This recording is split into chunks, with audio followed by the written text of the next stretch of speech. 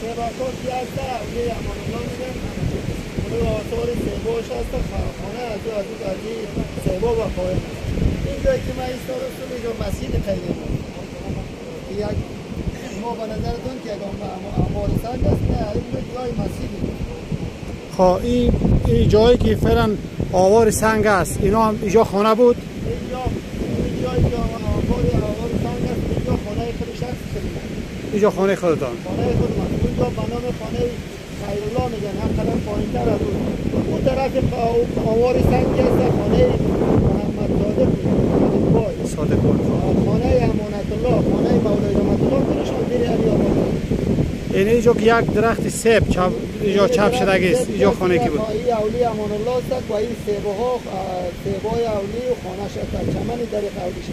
اون طرف که یک چهار دیواری معلوم میشه او خانه محمد نجم میگن. محمد نجم میگن و اولیش است و این اون طرفش اولی محمد نجم است و این طرفش خانه مولا عبدالبهاری. او طرف که او طرفی همین دریا یک چی معلوم میشه؟ یک دیوار معلوم میشه. اونجا چی بود؟ اون دیوار مسجد جامان است و اتاقایی که این طرف دیاری است که این اتاقای دارالحفاظ است. تقریبا 30 تا 40 تا چی داشتیم. طبقه اوناس داشتیم که قرآن اسم میکرد و 40 تا 50 تا طبقه ذکور در اونجا اسم میکرد که 3 استاد داشتیم. خب رئیس سرک موتر به کدام طرف میره؟ سرک موتر اینمی دریا کی هست در سرک موتر است. یعنی او طرف دریا بود سرک؟ اینمی دریا که فی الحال از امو غرفه که اینی غرفه که میتوه. او غرفه که اونجا میتوه از بید از دم روی غرفه گرفتگی الا تایی پایین رفت اینجا جای سرکی موجود. رئیس تقریبا در این قریه چقدر نفوس زندگی میکرد؟ ما جمع نفوس ما در بالای 100 بنوار هستیم که 65 یا 70 بنوار یزدی مکمل خانه هاش و مواشیش و تمام دار و نادرش از بین سیلاب بردن و 35% از یا 25% والا علم در بالا یک مسجد صغیره داریم که در اطراف از اونها هم قابل خیست در اینجا نیست. اگر درای بالاش هم سیل بیه اونا هم در اونجا نمیگذارد که اونا در اونجا پولباش بکنن زندگی بکنن. بینن تماما قیله دوگه در قبله های نرسیبا در اینجا آمدن فلان سنجیدن که در آینده در قیله دوگه یک فاجعه انسانی رخ میده. اما حکومت جمهوریت که بود پشتی از این نگشتن و علیه سرنوشت ما بر فاجعه انسانی رخ داد. رئیس فعلا این مردمایی که خانه و کاشانه شون از دست دادن اینا در کجا زندگی میکنن؟ اینها ما تقریبا که یک 20-25% مردمای ما که در قیله بالاجامون مسجد بالامون است و تماما اینا در یک خانواده 20-40 فامیل دیگه زندگی میکنن گذاره میکنن.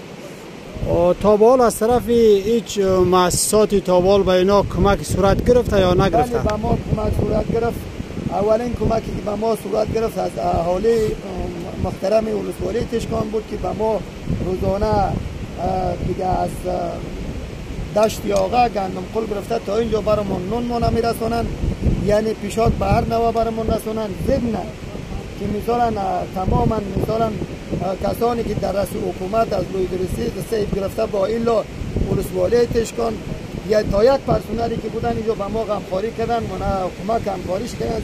ضمن مؤسسات محترمی WC دیگه مؤسسه حقی دیگه IM اینا بنیاد آقاخان اینا کسایی بودن که کمکاشون کم بیش برای ما از قبیل خیمه کمپل دیگه پاتو این چیزا برای ما تا به حال رسیده. فکر میکنم که مواد غذایی مؤسسه محترمی WC در راستن که صبح توضیح میشه. رئیس برای فعلا همه خواهش و تقاضای شما از دولت و از مؤسسات چی است؟ شما برای چی نیاز دارین برای فعلا همه خواهشاتتون بگین؟ خواهشات ما همیست که خواهشات یک انسان و یک انسان دیگه درک میکنه که چی باشه. خواهشات ما یعنی اسکان مجدد که همین مردم آلی برای ما کمپل دادن و خیمه دادن و جای خیمه و کمپل ما نداریم که بمانیم. خواهش ما همیست که ضمن کمکایی که به ما کردن با ما برادریشان دستگیریشان نمی باشه که مردم ما را از این جنجالی که ما 100 سال داخل آسیب پذیر بودیم و جنجال داشتیم و این رو سرنوشت ما با فاجعه انسانی رخ داده. ما را از این گپ دیگه چه بکنن، کمک همکاری بکنن که تا ما نسل بعدی ما من حیث یک انسان و یک مسلمان و یک برادر شما در یک جای زیست زندگی بکنه که دیگه دویم بار سرنوشتشان به این چه فاجعه انسانی رخ نده.